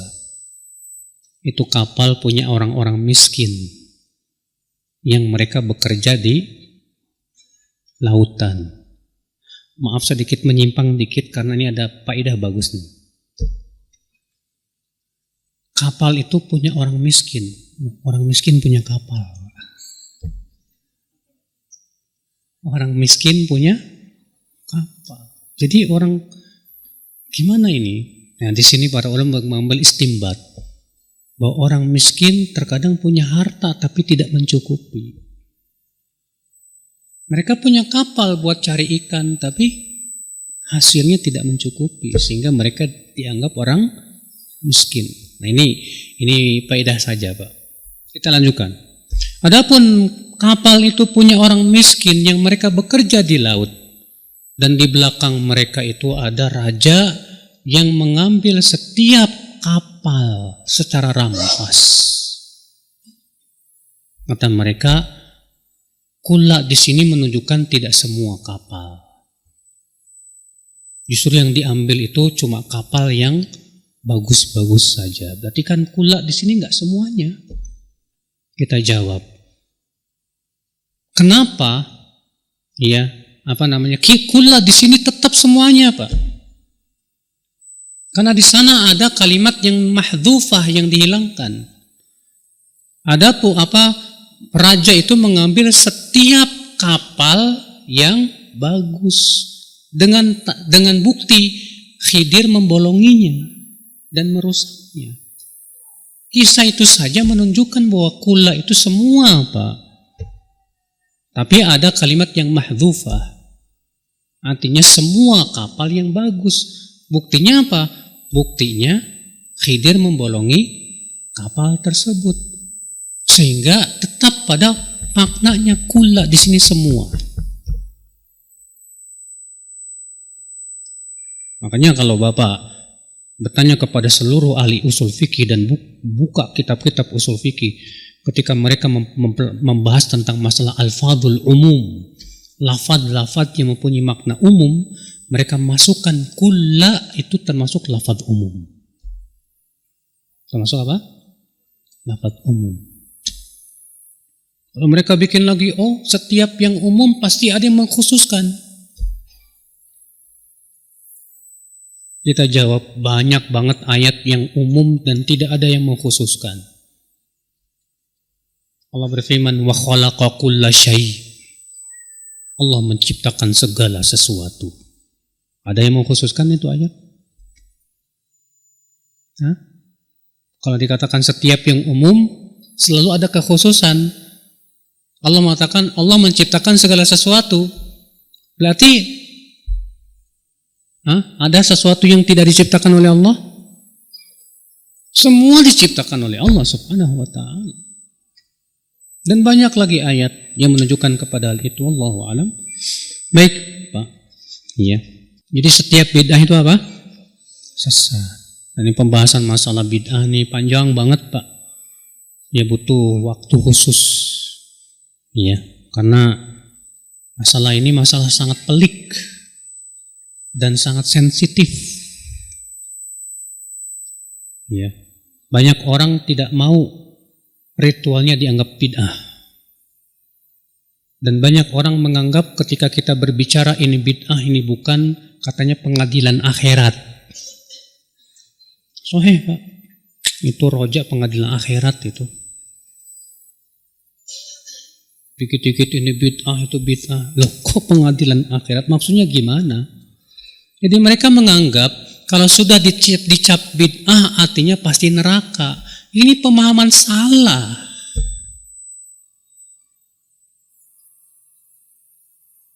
Makanya Nabi mengatakan apa? Wa kullu dhalalatin finnar. Setiap kesesatan dalam api neraka. Apa makna setiap kesesatan dalam api neraka? Apakah memastikan pelakunya masuk neraka? Bukan. Itu ancaman kata para ulama. Bukan memastikan pelakunya masuk. Makanya di antara salah satu keyakinan Ahlussunnah, Bapak, tidak boleh memastikan siapapun dari ahli kiblat dengan surga dan neraka. Tidak boleh. Seorang yang waktu hidupnya berbuat banyak kesesatan, bisa saja di akhir hayatnya Allah berikan taubat kepada dia, lalu ia mati dalam keadaan sudah bertaubat masuk surga.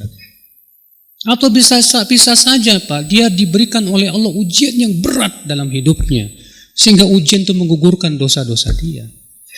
Atau bisa saja dia punya kebaikan yang besar di sisi Allah, sehingga Allah ampuni dosa-dosanya. Atau bisa saja ia dapat syafaat Rasulullah SAW pada hari kiamat. Maka kita tidak bisa memastikan seseorang masuk surga atau neraka. Tapi untuk menilai ini sesat atau bukan, ini malah masalah-masalah yang sifatnya duniawi. Kalau untuk surga dan neraka itu serahkan kepada pencipta alam semesta. Allah yang berhak untuk memasukkan seseorang surga atau ke neraka. Tapi kalau untuk menilai ini sesat atau tidak, berdasarkan keterangan-keterangan yang kuat dan nyata, maka seluruh ulama melakukannya. Saudaraku sekalian, azan ya Allah wa iyyakum. Jadi bukan artinya ketika kita menilai ini bid'ah, pelakunya pasti neraka, enggak. Sama sekali, jangan dipahami demikian. Karena orang awam memahaminya begitu Pak masalahnya. Iya. Ikhwatul Islam, saudaraku sekalian, kita lanjutkan. Kemudian beliau membawakan hadis Al-Irbad bin Sariyah yang masyhur, di mana diriwayatkan dari Abdurrahman bin Ammar, Ammar As-Sulami, ya, dan Hijr Al-Kilai yang keduanya berkata, kami masuk kepada Al-Irbad bin Sariyah. Beliaulah yang turun kepadanya ayat surat At-Taubah ayat 92. Dan waktu itu Al-Irbad sedang sakit. Lalu kami berkata kepadanya, sesungguhnya kami datang kepada engkau untuk menjenguk dan berharap mendapatkan ilmu dari engkau. Maka Irbad bin Sariyah berkata, sesungguhnya Rasulullah SAW pernah salat subuh.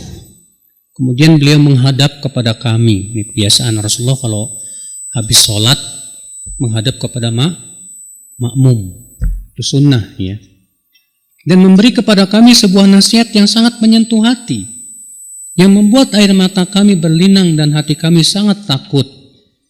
Lalu ada seseorang berkata, wahai Rasulullah, sesungguhnya ini adalah seakan-akan nasihat orang yang hendak berpisah. Maka apa yang engkau wasiatkan kepada kami? Maka Rasulullah bersabda, usikum bitaqwallah wa ta'ah wa sam' wa in kana 'abdan habasyiyan fa innahu man ya'ish minkum fasba'di sayara ikhtilafan katsira fa 'alaikum bisunnati wa sunnatil khulafa'ir rasyidin al-mahdiyyin 'addu 'alaiha bin nawajiz wa iyyakum wa muhdatsatil umur fa inna kulla muhdatsatin bid'ah wa kulla bid'atin dhalalah. Aku wasiatkan kepada kalian untuk bertakwa kepada Allah, mendengar dan taat kepada pemimpin walaupun ia adalah hamba sahaya Ethiopia. Sesungguhnya orang yang hidup di antara kalian kelak setelahku nanti akan melihat perpecahan yang banyak. Maka saat itu hendaklah kalian berpegang kepada sunnahku dan sunnah khulafa'ur rasyidin yang tertunjuki. Gigit ia dengan gigi geraham. Jauhi oleh kalian perkara yang diada-adakan. Karena setiap perkara yang diada-adakan itu bid'ah, dan setiap bid'ah itu apa? Sesat. Lihat Pak, Rasulullah sudah mengabarkan umat Islam akan berpecah belah nggak Pak? Kemudian solusinya apa kata Rasulullah? Ketika umat Islam berpecah belah, solusinya kata Rasulullah apa? Rasulullah tidak mengatakan, udah kalian bersatu padu aja. Nggak usah bahas syirik, bahas tauhid, nanti tuh pecah belah tuh. Kayak orang zaman sekarang gitu kan Pak. Udah kita bersatu padu aja, nggak usah lah bahas bid'ah, sunnah itu bikin pecah belah itu. Akhirnya orang yang berbicara tentang ini tauhid, ini syirik disuruh diem. Sementara orang yang berbuat syirik merajalela. Orang yang berbicara tentang bid'ah ini sunnah disuruh diem. Sementara orang yang berbuat bid'ah jalan terus. Akhirnya pasti yang mati tauhid dan sunnah, itu pasti. Kita tidak akan diam selama masih ada kesyirikan. Dan tak akan diam selama masih ada kebid'ahan. Untuk terus menjelaskan kepada manusia tentang hakikat tauhid dan hakikat sunnah. Maka ketika Rasulullah mengabarkan umat Islam akan berpecah belah, apa kata Rasulullah? Dengarkan, ini hadis, bukan ucapan saya, ingat. Ini hadis. Maka saat itu hendaklah kalian berpegang kepada apa? Sunnahku. Tapi Nabi tidak mencukupkan dengan sunnahku. Nabi tambahkan lagi. Dan sunnah khulafa'ur rasyidin. Siapa khulafa'ur rasyidin? Abu Bakar, Umar, Uthman. Dalam riwayat yang lain, ma'ana alaihi wa ashabi, yang aku dan para sahabatku di atasnya. Masya Allah. Ini yang pertama nih. Saat terjadi perpecahan, pegang sunnahku dan sunnah khulafa'ur rasyidin. Lalu Nabi mata apa? Gigit ya dengan gigi geraham. Maksudnya pegang kuat-kuat. Kenapa? Berat Pak. Maka disebutkan dalam sebuah riwayat, al-mutamassik bisunnati inda ikhtilafi ummati kal-qabid al-jamr. Orang yang berpegang kepada sunnahku saat umatku berpecah belah, bagaikan memegang bara api. Makanya Nabi menyuruh untuk menggigit dengan gigi geraham Pak. Berat masalahnya. Berat. Solusi yang kedua apa? Lebih berat lagi. Dan jauhi oleh kalian bid'ah. Justru saat umat berpecah belah, disuruh kita meninggalkan apa? Bid'ah, saudaraku. Sekarang bagaimana kita akan bisa meninggalkan bid'ah kalau kita tidak membahasnya, Pak? Saya pernah lihat, Pak, ya, tanda orang radikal. Di antaranya orang yang suka bid'ah-bid'ahin. Maksudnya suka bid'ah-bid'ahin ke gimana sih, Mas? Kalau para ulama jelas mengatakan itu bid'ah, nggak boleh gitu. Kalau serampangan kita setuju, nggak boleh kita serampangan dalam menilai dikit-dikit ini bid'ah itu bid'ah, nggak boleh, karena di sana ada kaidah-kaidahnya, ada batasan-batasannya. Tapi kalau perkara yang sudah jelas para ulama mengatakan itu bid'ah, kemudian kita nggak boleh mengatakan bid'ah, ya, maka ini namanya kita khianat, Pak, terhadap ilmu. Khianat terhadap agama. Saudaraku seiman, azani Allah wa iyyakum. Nah ini saudaraku sekalian. Taib akhul Islam, saudaraku sekalian.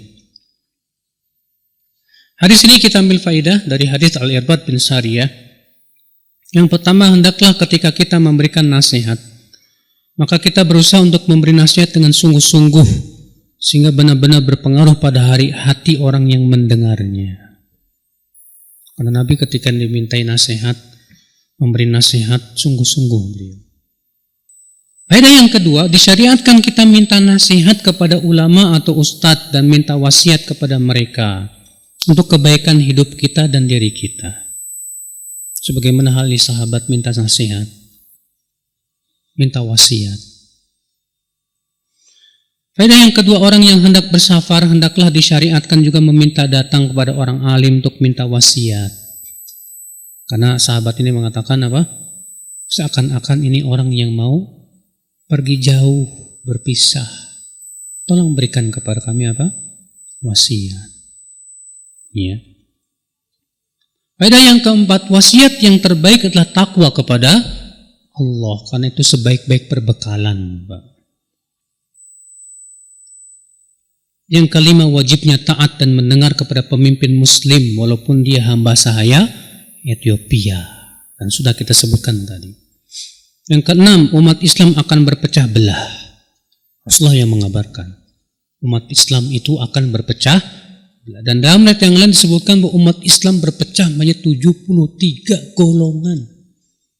1 di surga, 72 di mana? Tapi apakah 72 ini kekal di neraka, Pak? Tidak. Siapapun yang wafat di atas la ilaha illallah, dia dapat jaminan masuk surga. Bahkan kata Taimiyah, siapa yang meyakini 72 ini masuk nerakanya kekal, dia khawarij. Itu 72 yang masuk neraka ini dari umat Islam tidak kekal, alhamdulillah. Kecuali tentunya orang yang mati di atas apa? Syirik. Maka orang yang mati di atas syirik kekal selama-lamanya. Karena Allah yang mengatakan demikian dalam Al-Quran. Ya. Kemudian akhwat Islam, faedah selanjutnya akhwat Islam, solusi perpecahan itu ada 2 perkara dalam hal ini. Yang pertama apa? Solusi perpecahan yang Rasulullah kabarkan dalam hadis ini apa? Peganglah sunnahku dan sunnah khulafaur rasyidin. Yang kedua apa? Jauhi oleh kalian perkara-perkara bid'ah. Cuma 2 ini udah. Ya, karena memang bid'ah itu memecah belah. Sumbernya perpecahan itu akibat munculnya bid'ah. Di zaman sahabat belum ada bid'ah. Makanya belum ada perpecahan. Ketika muncul bid'ah Syiah, bid'ah Khawarij, muncul lagi bid'ah Murji'ah, bid'ah apalagi Jahmiyah, bid'ah Qadariyah, bid'ah berbagai macam ya, bid'ah dalam pemikiran dan akidah mulai pecah umat Islam. Iya. Dan tentunya akhi, bid'ah yang paling berat itu bid'ah dalam akidah. Dalam apa? Akidah. Yang ketujuh, yang kedelapan, sunnah khulafa'ur rasyidin itu hujjah. Sunnah khulafa'ur rasyidin apa? hujjah. Namun kalau terjadi perselisihan di kalangan para sahabat, tentu yang menjadi dalil kita adalah Al-Quran dan hadis. Artinya sunnah khulafaur rasyidin hujjah ketika tidak diselisih oleh sahabat yang lain. Adapun kalau terjadi perselisihan, maka kita melihat mana yang paling kuat. Sebuah contoh misalnya tentang masalah Ibnu Abbas menyelisih khulafaur rasyidin dalam masalah haji tamattu. Karena khulafaur rasyidin rata-rata mereka memilih haji ifrad. Adapun Ibnu Abbas dan Ibnu Umar lebih mengutamakan haji tamattu karena adanya dalil. Iya, karena adanya apa? Dalil dari Rasulullah sallallahu alaihi wasallam. Faedah yang ke-9, setiap bid'ah itu sesat. Sudah kita sebutkan tadi, iya. Baik, saya kira cukup sampai di sini. Mohon maaf tidak bisa dibahas semuanya. Ya demikian. Wallahu a'lam wabillahi taufiq. Assalamualaikum warahmatullahi wabarakatuh. Waalaikumsalam warahmatullahi wabarakatuh.